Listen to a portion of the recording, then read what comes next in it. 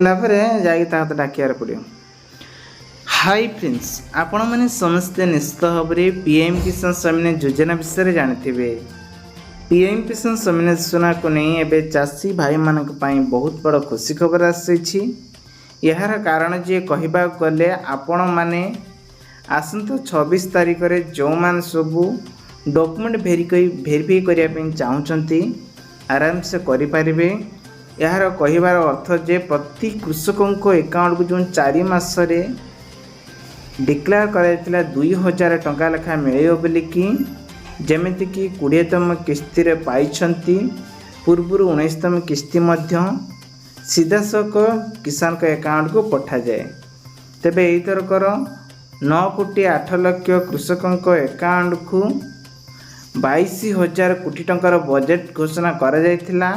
सेतिमध्यरु केतक हितकारी अछंती सेमानक अकाउंट को टंका जाई नहीं।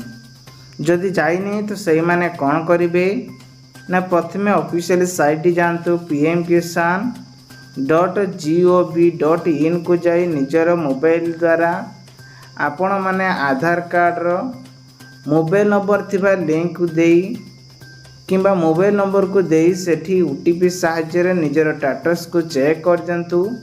नहले आपण माने आपणकर कृषक आईडी थिबो से आईडी को मध्य देई ओटीपी सहायता वेरीफाई करी निजर लिस्ट देखि नियंतु जे आपणकर लिस्ट अछि कि नाही।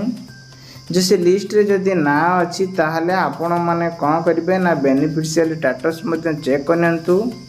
एहा द्वारा आपण को केते नंबर किस्ती पाई छंती आ केते नंबर किस्ती पाखरु आपणकर क्लोज हो जाइछि आ अकाउंट को ट्रांजैक्शन हेउ नाही टंका।